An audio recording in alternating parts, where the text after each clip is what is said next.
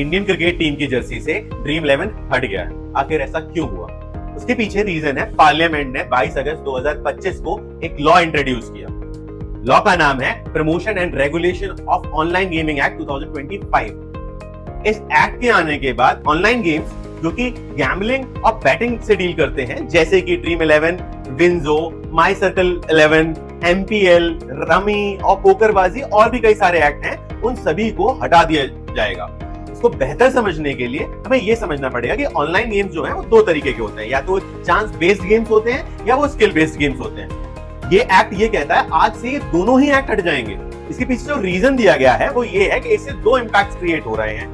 पहला इंपैक्ट ये है कि इससे सोसाइटी पे बहुत फर्क पड़ रहा है। रिसेंटली कई सारे सुसाइड केस देखे गए, बच्चों का बहुत ज्यादा इन्वॉल्वमेंट देखा गया और सोसाइटी एट लार्ज पे बहुत ज्यादा इंपैक्ट पड़ा इन गेमों की वजह से। इसके साथ साथ दूसरा इंपैक्ट ये भी है, इससे नेशनल इंटरेस्ट भी हर्ट होते हैं। नेशनल इंटरेस्ट, मनी लॉन्ड्रिंग के केसेस बढ़ गए इन गेम्स की वजह से, टैक्स इवेजन होने लगा इन गेम्स की वजह से और टेररिज्म फंडिंग भी रिपोर्ट हुई है इन गेम्स की वजह से। अब मैं ऑनलाइन गेम्स को समझाऊं तो ऑनलाइन गेम्स तीन कैटेगरीज में क्लासिफाई हो सकते हैं। एक होते हैं ई स्पोर्ट्स गेम, दूसरे होते हैं सोशल एंड एजुकेशनल गेम्स और तीसरे होते हैं ऑनलाइन बैटिंग गेम्स।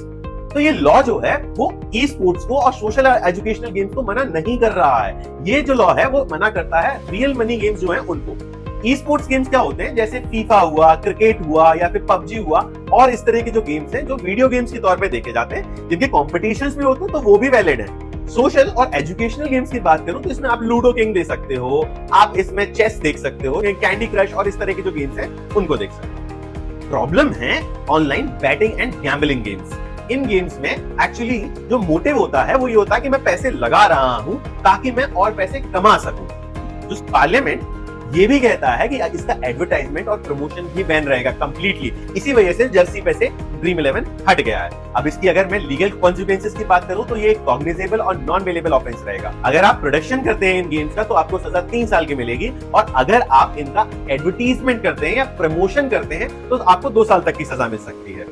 और इस एक्ट के रिस्पॉन्स में जितने भी ई गेमिंग फेडरेशंस हैं उन्होंने एक लेटर लिखा है होम मिनिस्ट्री को, ये कहते हुए कि अगर आप इस तरह के एप्स को अगर आप बैन कर दोगे तो ये जो पॉपुलेशन है, जो पब्लिक है, जो इन एप्स को यूज कर रही है, they will shift on unauthorised and unregulated apps पे। इसके साथ साथ एक 2 लीगल चैलेंजेस और लेके आए। पहला लीगल चैलेंज इन्होंने ये कहा कि आर्टिकल 19(1)(g) का वायलेशन है। खैर उसके लिए तो आप आर्टिकल 19(6) को ढंग से पढ़ लेंगे तो पब्लिक इंटरेस्ट में हमारा पार्लियामेंट ऐसा लॉ बना सकता है। गैम्बलिंग और बैटिंग जो है वो स्टेट लिस्ट के अंदर आता है, लेकिन ये लॉ पार्लियामेंट ने बनाया है। तो क्या ऐसी अथॉरिटी पार्लियामेंट रखता है ऐसा लॉ बनाने का?